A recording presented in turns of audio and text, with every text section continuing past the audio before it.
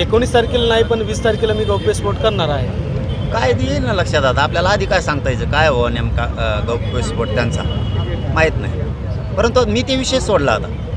शेवटी तो विषय आपण परवापासून मला वाटतं आज 4 दिवस झाले परवा म्हणण्यापेक्षा मी तो विषयच हाताळत नाही.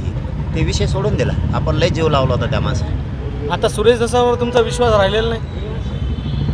मी एवढंच सांगतो की तळहाताच्या फोडाप्रमाणे या समाजाने त्यांच्यावरती माया केली होती, सांभाळलं पण होतं. मी तर लय जीव लावला होता. आती काय असतं एक तर राजकारणावरती समाज लवकर विश्वास ठेवत नाही.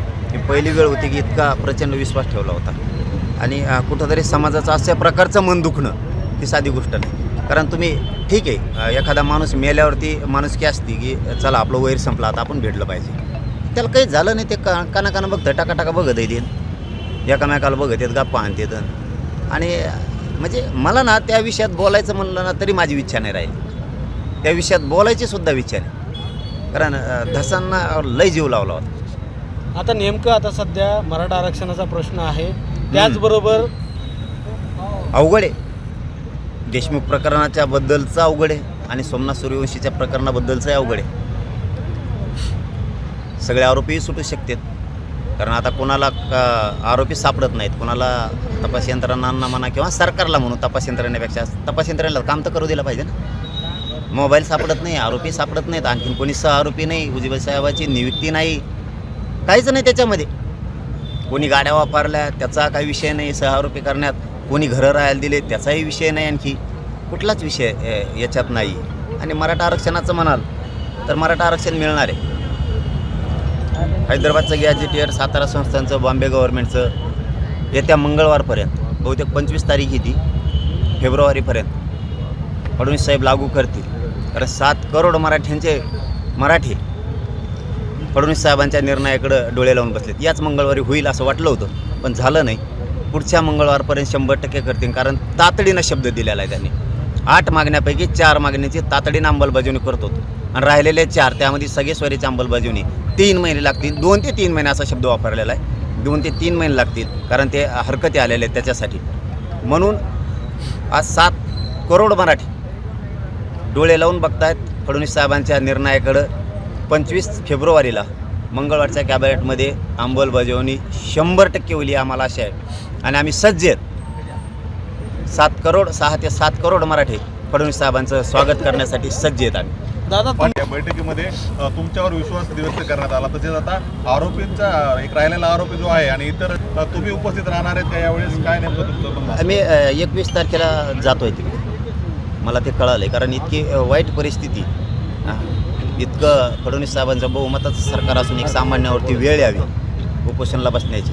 त्यामुळे मी चर्चा करण्यासाठी 100% 21 तारखेला त्यांच्याकडं जातो आहे. ही वेळ नाही यायला पाहिजे त्यांच्यावरती. पण आता अवघड आहे. काय बोलावं कळत नाही. सामान्याला न्याय मिळणार आहे का नाही. आज छत्रपतींनी स्वराज्य दिलं आहे. छत्रपतींची आज जयंती शिवरायांची. इतकं आनंदाचं सुखी समाधानाचं स्वराज्य दिलं आहे. अन्याय अत्याचार बंद करून. किमान मावळे तर नाहीच पण मावळ्यांच्या विचारा इतकं तरी काम करायला पाहिजे सरकारनं. पण तेवढंही करत नाहीत. आणि मात्र तुम्ही छत्रपतींचा आशीर्वाद घेताय. 15 वर्ष झालं सत्ता भोगताय आणि आज सामान्य शेतकऱ्यासाठी गोरगरीब जनतेसाठी तुम्ही काम करत नाही. तुमच्याकडून अरबी समुद्रामधील छत्रपती शिवरायांचं आणखीन स्मारकच होत नाही. ते ऑफिसला सुद्धा किडे लागले, जणू भुंग्या का काय लागले. इतकी वाईट परिस्थिती. वाळ्या का काय लय आणखीन प्रकार आहेत. इंदू मिलचा सुद्धा तीच विषय डॉक्टर बाबासाहेब आंबेडकरांच्या स्मारकाबद्दलचा आहे. वाईट आहे. पण ज्या दिवशी संयम संपतो त्या दिवशी अंत असतो. धन्यवाद. ओके. निमित्त आज विविध भागात दौरे केले. कसं वातावरण आहे, काय नेमक्या भावना आहे? छत्रपती शिवरायांची जयंती दरवर्षीच उत्साहात होती. तशीच आज धाराशिवची सुद्धा प्रचंड मोठी शिवजयंती झाली. ती करून आम्ही आपल्या बीडच्या जिल्ह्याच्या वतीनं सार्वजनिक शिवजयंतीला याही कार्यक्रमासाठी उपस्थित राहिलो. इथंही प्रचंड मोठी अशी शिवजयंती बीड जिल्ह्याच्या वतीनं सगळे बांधव च्या वतीनं ती साजरी होती. शिवजयंतीच्या निमित्तानं महाराष्ट्र आणि महाराष्ट्र देशातील सगळ्या जनतेला खूप खूप शिवजयंतीच्या शुभेच्छा देतो. पाटील, तुमच्या आंदोलनाला प्रति आंदोलन उभा करण्याची काही तयारी भाजपकडून केली जाते अशी चर्चा आहे, काय सांगा? चर्चा नाही, प्रति नाही म्हणायचं त्याला, आंदोलन. हे प्रत्येक वेळेसच आहे, हे नवीन नाही आहे. मी त्याही वेळेस मीडियाच्या बांधवाला वेळोवेळी सांगितलेलं आहे काय करायलेत. प्रत्येक वेळेस शरण जर येत नसला एखादा प्रामाणिक माणूस तर त्याला बदनाम करण्यासाठी किंवा विनाकारण नाव ठेवण्यासाठी सरकारकडून प्रत्येक वेळेस 1.5-2 वर्षात हे प्रयत्न लगातार झाले.